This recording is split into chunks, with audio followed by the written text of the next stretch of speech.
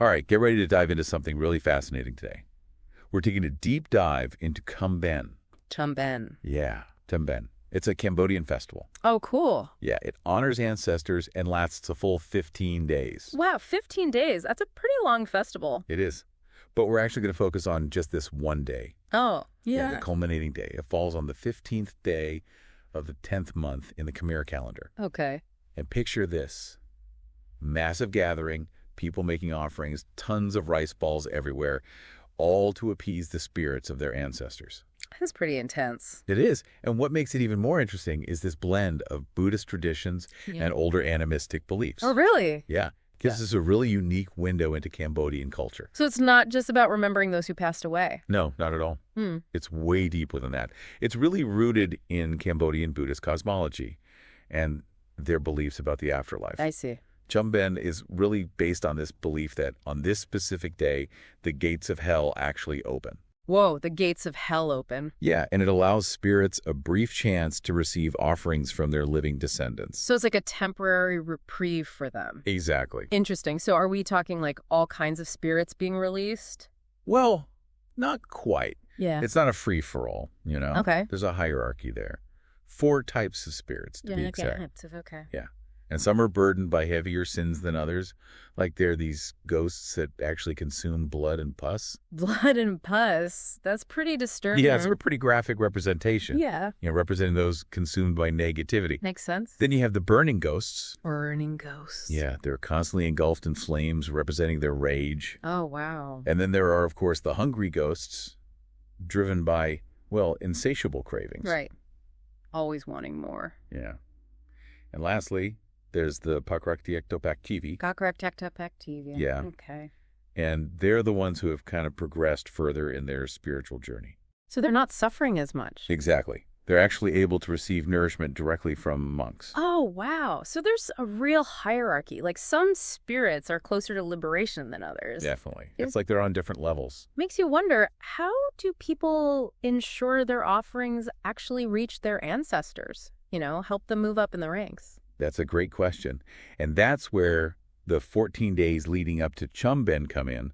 They call it Can Ben. Can Ben. Can Ben, yeah. And this is a time for making offerings and praying for the alleviation of their ancestors' suffering. So it's like a preparation period. Yeah. Okay. And Cambodians actually believe that if a spirit can't find an offering from its family in at least one of the 7 pagodas they visit during Can Ben. They visit 7 pagodas. Yeah, during Can Ben.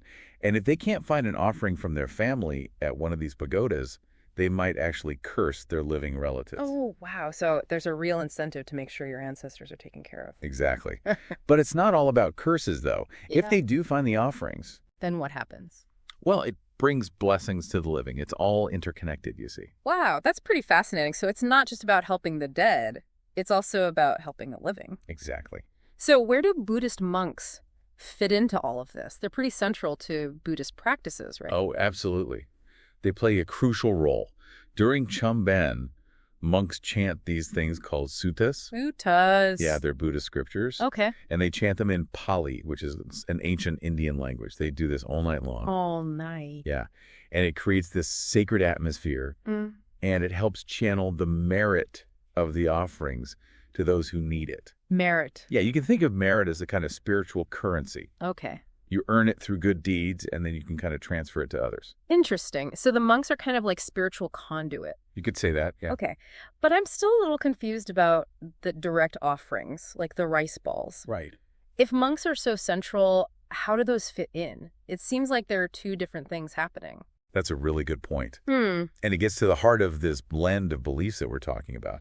Some people believe that offering food to the monks is the most effective way to help their deceased loved ones. Oh, okay. Because the monks then transfer that merit. Makes sense. It's like a spiritual ripple effect. I like that, a spiritual ripple effect. But then there are others who prefer a more direct approach. A direct approach. Yeah. They believe that they can actually feed the spirits themselves. Oh. Yeah, they scatter rice in the fields, or they toss those special rice balls. Right, those rice balls. They sound pretty important. They are. They even have a special name, Bay Ben. Baben. And they're made with sticky rice and sesame seeds. Sometimes they even add coconut cream. Oh, wow.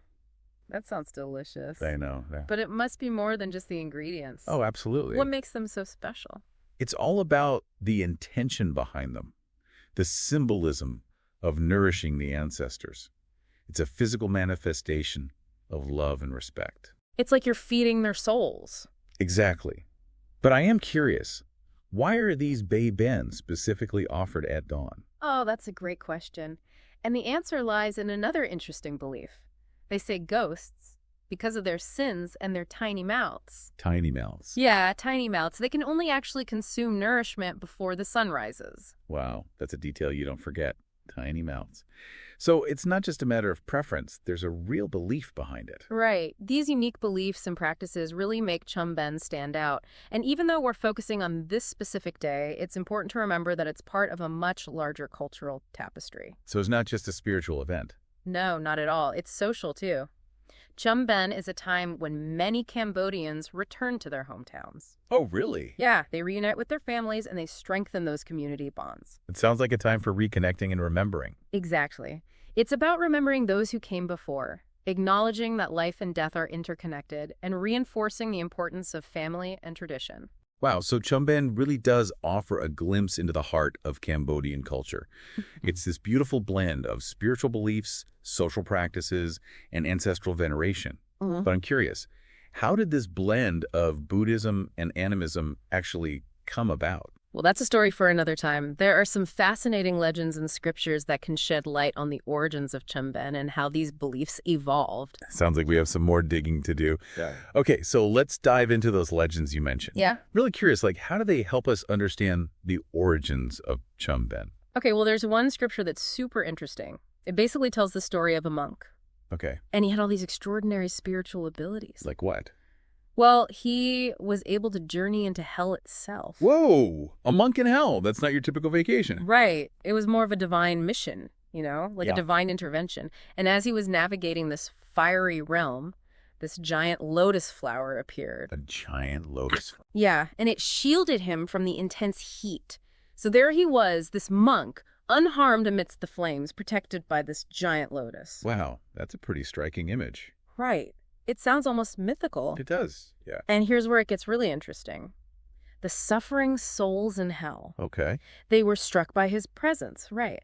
They greeted him with reverence. Like they recognized his holiness. Exactly. And they pleaded with him to carry a message back to the world of the living. A message. Yeah, they begged their families to make offerings, perform acts of merit, and pray for their release from their torment. So he was like a spiritual messenger, like a go-between from the living and the dead. Exactly. A spiritual liaison relaying this desperate plea from the afterlife. And upon his return, he delivered this message to King Jayavarman VII. King Jayavarman VII. Yeah, a major figure in Cambodian history. And I'm guessing the king didn't just dismiss this as some crazy story. No, not at all. He was known for his devout Buddhism. He took the monk's message very seriously. And he actually decreed that people should observe Can Ben, that 14-day period before Pchum Ben, as a time for making offerings and accumulating merit for their departed loved ones. Wow, so a message from hell delivered by a monk led to the formalization of Can Ben. That's a story that really sticks with you. Yeah, it really emphasizes how deep this belief is in the connection between the living and the dead. It's central to Cambodian culture.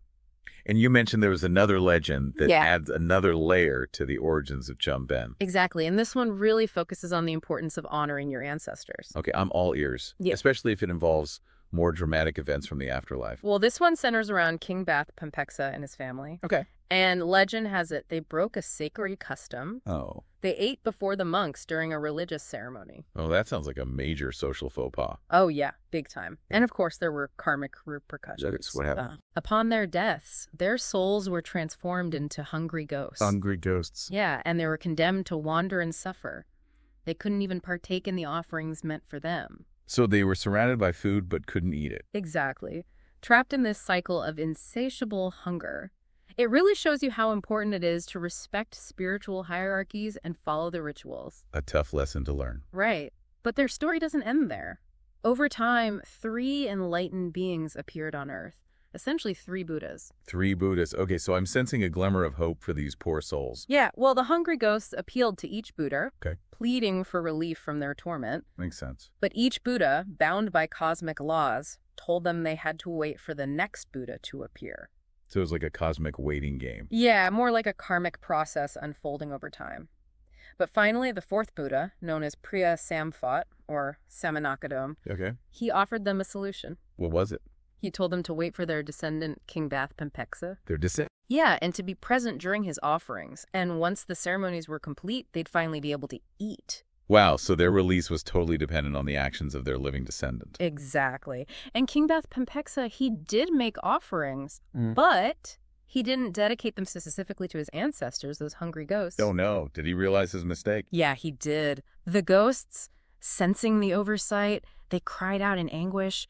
Their wails, they reached the king. Oh wow. He was like, what's going on? Yeah. And he sought guidance from the Buddha, and the Buddha reminded him of his ancestral obligations. It's like he got a second chance. He did. He performed another set of offerings, and this time he dedicated them specifically to his hungry ghost relatives. Damn. Finally, their hunger was satisfied. They found peace. What a story. I mean, it really drives home the point that even kings aren't above karmic consequences. Right. And those bonds between the living and the dead, they're strong enough to transcend realms. For sure. And it really shows how central the idea of caring for ancestors is to Pchum Ben. It really does. These stories give us a fascinating look into how this unique blend of Buddhist and animistic beliefs has shaped Cambodian culture. Absolutely. It's not just about Pchum Ben. It's about a whole worldview.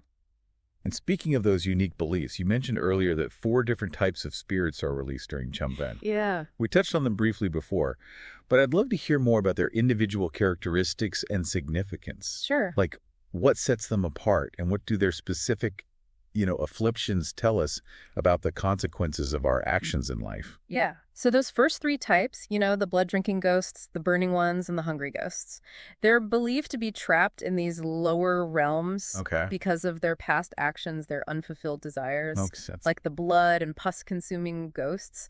They represent those consumed by, intense negativity and cravings. The burning ghosts are engulfed in flames, symbolic of their rage and resentment. Right.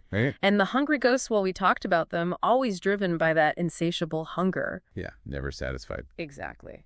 But then we have the 4th type, the Pakartaktapak. They seem to be doing a lot better. They are. They're seen as having made more progress, Spiritually, they've shed some of those karmic burdens. And this allows them to receive nourishment directly from the monks' offerings. So they kind of bypass those tougher levels of suffering. Exactly. It's like a spiritual ladder, right? And the Pakartaktapak are higher up, closer to liberation. Interesting. So the actions of the living, especially during Pchum Ben, can actually impact that journey. For sure. And we've talked about offering food to monks and also directly to the spirits. Yeah. Is there like a right or wrong way to do it? That's a good question. It really reflects that blend of Buddhist and animistic beliefs we've been talking about. In some temples, they emphasize offering food to the monks, and this generates merit, which is then transferred to the deceased. So the more orthodox Buddhist approach. Yeah, it's rooted in karma, interconnectedness, all that. Right. So you offer food to the monks, they gain merit, and that somehow reaches your ancestors. Exactly. Like a spiritual ripple effect. I'd like that, yeah. But then in other temples, there's this more direct approach where people believe they can literally feed the spirits, like scattering rice, or with those Bay Ben rice balls. Those rice balls flying through the air. It's quite a visual. It is, and that's more in line with those traditional animistic beliefs where the spirits have these immediate, tangible needs. So there are different schools of thought, even within Pchum Ben. Yeah, you could say that, and it sometimes leads to debate. Oh, really? Yeah, some people advocate for the more canonical Buddhist way, while others prefer that direct, folk tradition. The tension between official doctrine and those evolving cultural practices. But I guess ultimately the intention is the same. Absolutely. It's all about caring for those who came before us. And that connection to ancestors, that blend of Buddhist and animistic beliefs, it's what makes Pchum Ben so unique, so compelling. It is. It's been such a fascinating journey, exploring the beliefs, the rituals, the stories behind Pchum Ben. It's given me a whole new perspective on Cambodian culture. It's really about seeing death not as the end, but as a transition. Right. And remembering that our actions in this life have an impact beyond our earthly existence. Well said. Well, I think we've reached the end of our deep dive into Pchum Ben. But before we go, I want to leave our listeners with something to think about. If you could offer food and blessings to your ancestors, what would you offer them, and what would you ask them? That's a powerful question. It makes you reflect on your heritage, the values you hold dear, and how to honor those who came before you. And for those who want to learn more about Pchum Ben and Cambodian culture, we'll have some resources in the show notes. Until next time, remember, traditions like Pchum Ben give us a glimpse into the vast world of human beliefs and that enduring power of connection, even in the face of death.